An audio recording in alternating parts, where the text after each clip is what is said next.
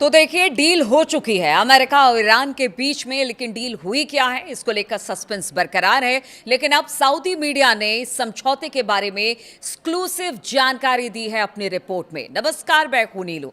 तो बात आज इसी डील की होगी।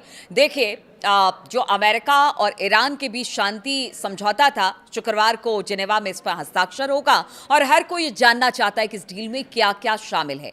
लेकिन अभी तक इसका ड्राफ्ट जो है वो सार्वजनिक नहीं हो पाया है और इस बीच सऊदी मीडिया ने इस समझौते के बारे में एक्सक्लूसिव जानकारी दी है। सऊदी मीडिया आउटलेट अल अरबिया ने दावा किया है कि उसे अमेरिका और ईरान के बीच हुए समझौते की कॉपी मिली है और इस दस्तावेज में युद्ध खत्म करने के लिए एक व्यापक रूपरेखा तैयार की गई है। और देखिए, जैसा मैं कह रही थी कि ईरान को एज है, जीता कौन हारा कौन, लेकिन आखिर अल्टीमेटली ईरान की ही जीत हुई है। और इस रूपरेखा जो 14 बिंदु पर बातचीत हुई है, सहमति बनी है, उसमें साफ तौर से यह दिखाई देगा।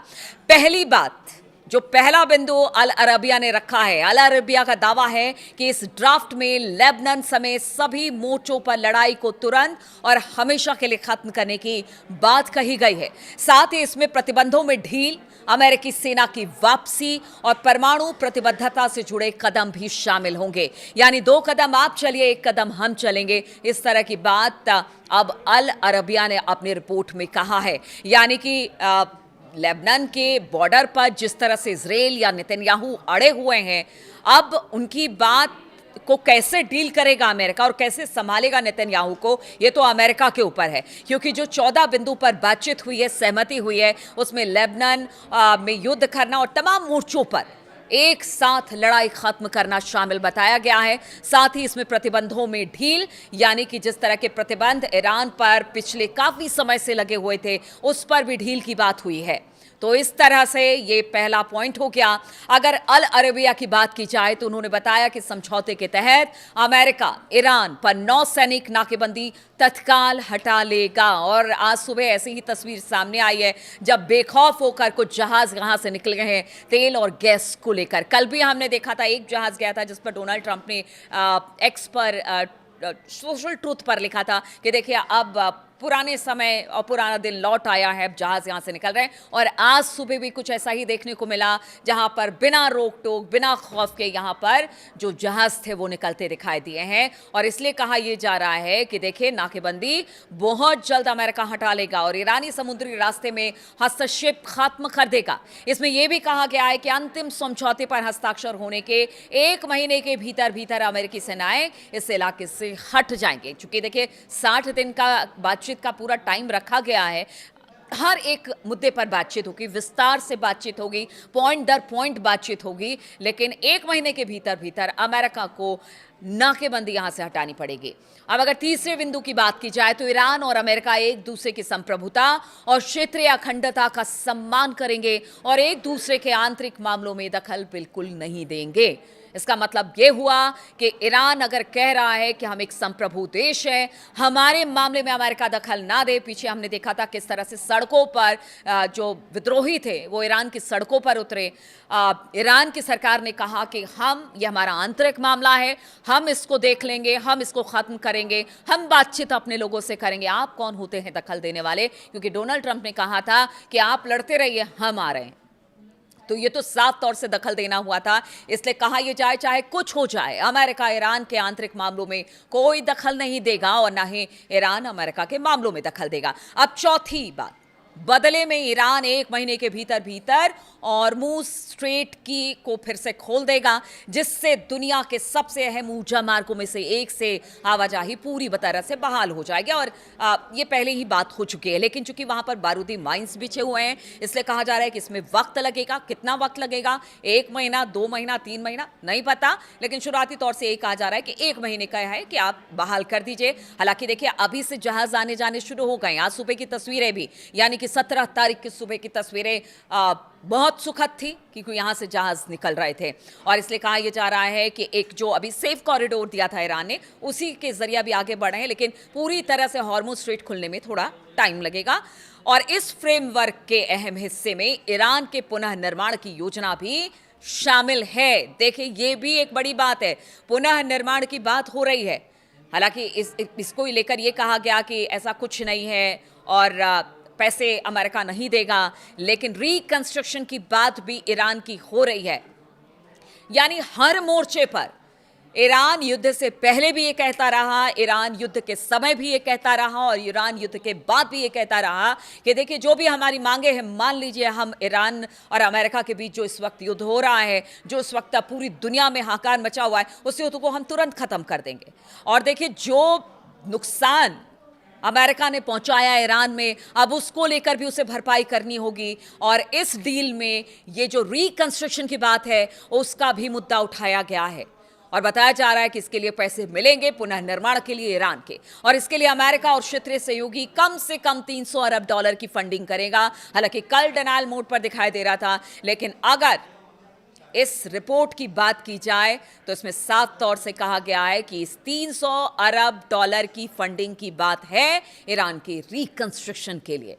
हालांकि देखिए शुक्रवार तक का इंतजार करना पड़ेगा, अभी तो तरह तरह की रिपोर्ट आ रही है, लेकिन अगर इस रिपोर्ट की माने और जिस तरह से उन्होंने कहा कि एक्सक्लूसिव रिपोर्ट है, तो फिर तो ये तो बहुत बड़ी बात होगी कि ईरान हर मोर्चे पर आगे बढ़ गया, अपनी बात मनवाने में कामयाब रहा। ईरान इसे युद्ध के हर जाने के रूप में प्रदर्शित कर रहा है और इस समझौते की पूरी तरह से ये छठा बिंदु है, इसको ध्यान रखेगा। इस समझौते के पूरी तरह से लागू होने के बाद ईरान पर लगे अमेरिका के सभी मौजूदा प्रतिबंध हटा दिए जाएंगे। इसमें संयुक्त राष्ट्र सुरक्षा परिषद, यूएनएससी और इंटरनेशनल एटॉमिक एनर्जी एजेंसी यानी IAEA के उपायों से जुड़े प्रतिबंध भी शामिल बताए जा रहे हैं।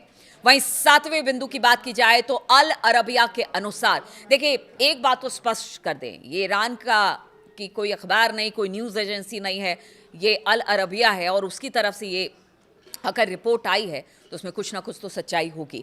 अल अरबिया के अनुसार ईरान के कच्चे तेल के निर्यात को पूरी मंजूरी मिल जाएगी, जिसमें ग्लोबल बैंकिंग, इंश्योरेंस और शिपिंग सिस्टम तक पहुंच शामिल बताया जा रहा है। क्योंकि अभी देखिए अमेरिका ने जिस तरह से प्रतिबंध लगा रखा था कि यूरोपियन यूनियन है वो ईरान से तेल नहीं खरीद रहा था, इधर अमेरिका नहीं खरीदा, भारत पर दबाव बनाया जाता, चीन, रूस सब पर दबाव बनाया जा रहा था, लेकिन अब ये बताया जा रहा है कि अब यहाँ से कच्चे तेल का जो व्यापार है वो शुरू हो जाएगा। ग्लोबल बैंकिंग, इंश्योरेंस और शिपिंग सिस्टम तक पहुंच इसमें शामिल बताई जा रही है। आप समझिए ईरान को कितना फायदा होगा। विदेशों में मौजूद ईरान की सभी फ्रीज की गई संपत्तियों को जारी किया जाएगा, ये 8वां बिंदु है और बताया जा रहा है कि इस पर भी सहमति बनी है और पूरी तरह से ये बताया जा रहा है कि जितने भी फ्रीज अकाउंट थे उसे अब उपलब्ध करा दिया जाएगा ईरान के लिए। तो ईरान के पास अब बहुत सारा पैसा आने वाला है जिससे ईरान अपने डेवलपमेंट की बात करेगा। 9वें पॉइंट की बात की जाए तो समझौते में ईरान ने वादा किया है कि वो कभी भी परमाणु हथियार नहीं बनाएगा। ईरान और अमेरिका इस बात पर सहमत हो गए कि जो इनरिच्ड यूरेनियम है और परमाणु से जुड़े कार्यक्रम जो इस वक्त चल रहे हैं उसमें आपसी सहमति वाले मुद्दों पर अंतिम समझौते में कोई एक ऐसे बिंदु पर पहुंचा जाए जिससे कि ये स्पष्ट हो जाए या फिर तमाम लगातार जो मॉनिटरिंग होती रहे कि हाँ वाकई ईरान परमाणु हथियार नहीं बना रहा है और उसको लेकर बातचीत आगे इन 60 दिनों में होगी, ये देखना होगा। यानी ईरान ने कह दिया है कि जो स्थिति है वैसी स्थिति ही रहेगी, बहुत ज़्यादा यूरेनियम का एनरिचमेंट वो नहीं करेगा, परमाणु कार्यक्रम पर बहुत ज़्यादा बात नहीं होगी। हाँ, यूरेनियम की उतनी आवश्यकता होगी जितना देश को चाहिए, लेकिन उससे ज़्यादा नहीं।